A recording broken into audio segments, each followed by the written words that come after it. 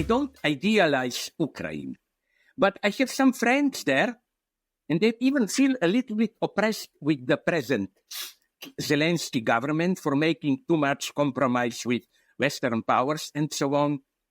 But I have some friends there and some French journalists who visited them as well. You know, that city which is now almost under siege, Kharkiv, the second biggest city. My friend, a big Slovene journalist, we are good friends, went there 2 weeks ago and wrote for a Slovene leftist weekly journal a wonderful text where he discovers how these people are not involved. He's talking about everyday people. He's talking about people who learned how to survive when, you know, every day 1 or 2 bombs fall here or there in Kharkiv. But they somehow manage to organize their life. It becomes part of the life, you know, that with radars and so on, they discover that some drones or whatever are approaching. You're told, okay, go quickly into some basement or what and so on. But nonetheless, the social life go on, and ordinary people bring food to soldiers. I was quite fascinated by all this. So this would be my answer to those who claim, oh, socialism is a utopia.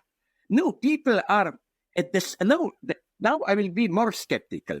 People are at the same time better and worse, I claim, than this image of egotists. First, people are worse in the sense of, as already Jean-Jacques Rousseau saw, egotism in itself is not a bad thing. Egotism means I care of myself, I want to take care of blah, blah.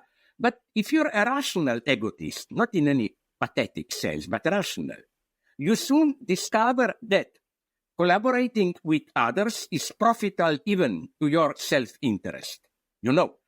No, the problem is when logic of envy enters. When, as they say, this is one of the big sayings of capitalism, it's only that I have to win, the other has to lose also, you know. And then the next step is that it's more important that the other loses than for me to win. But there is nothing natural in this, because it's incredible when you are in a state of emergency, war, and so on. People who before in their daily life were corrupted, opportunists, and so on, they all of a sudden do incredible things. Not in a pathetic way, like, oh, I want to be a hero, but simply like shells or to enter a building which is under fire to save somebody, or when the building is collapsing. Yes, it has to be done. You are there, you hear the shouts from outside, it has to be done. So this is how, in the direction in which I would have moved as a Socrates figure today. I think that this idea that socialism is too naive, that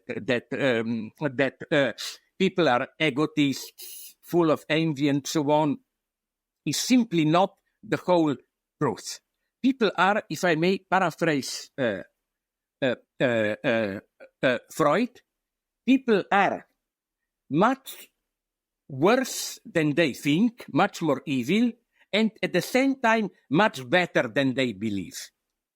You know, this is one of the most fascinating ethical moments, how this is the moral stories from everyday life that I like to hear, how ordinary people, corrupted opportunists, then there is an emergency situation and you don't know why, click, they become ultra-ethical. Not in this pathetical way, I'm ethical, but they simply do things that have to be done. And here I see some hope. I'm not a total pessimist, but it was a long way, my God.